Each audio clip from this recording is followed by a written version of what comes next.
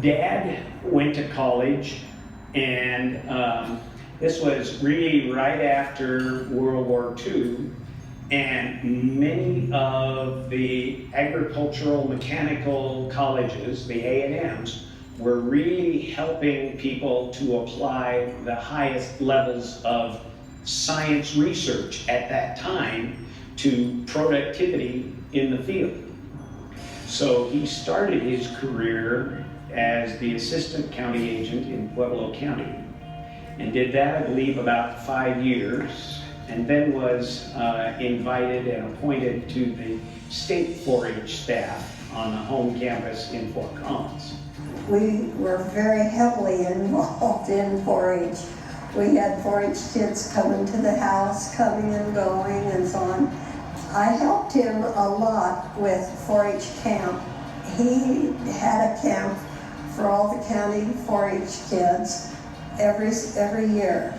And I went along with him and was the song leader and helped with crafts and just all of the camping type things. Mom has always enjoyed working with children, especially young children. It's her interest in helping kids grow and develop that sort of made being a leader a natural as a way of providing encouragement for developing youth. You know, I think the connection that Raleigh and Edith had, they were just dedicated. They were dedicated to the vision of youth, the vision of 4-H, and I think the thing I remember the most is that sometimes in events you can mention a name and people will go, I know exactly who that is. I know exactly what they've done. And Raleigh was one of those names. We say that our volunteers are the heart of 4-H, and although it may sound cliche, it's the absolute truth. We couldn't do 4-H positive youth development without our volunteers. In Colorado, we're fortunate to have more than 10,000 volunteers enrolled who deliver the 4-H program to our 100,000 plus youth every year. You never know the impact you're going to make on a child. You never know the impact you're going to make until years later, and sometimes you'll never know.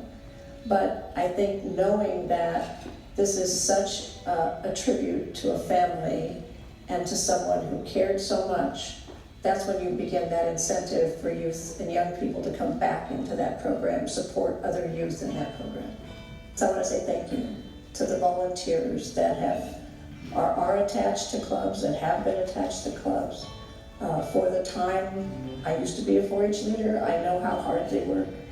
If it weren't for the volunteers, and once again I'll say thank you, we couldn't have our clubs, we couldn't have the strong clubs we have.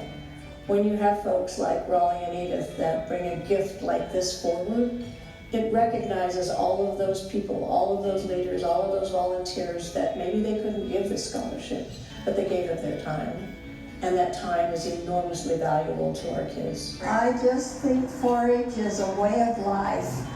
I think it can involve the entire family, and the kids learn so much. Many people who volunteer to try to find the ways to help improve communities realize that they get as much out of that activity in terms of personal growth and sense of satisfaction as they contribute to the community in terms of added value. It makes you a better person, and it helps you make the community a better community.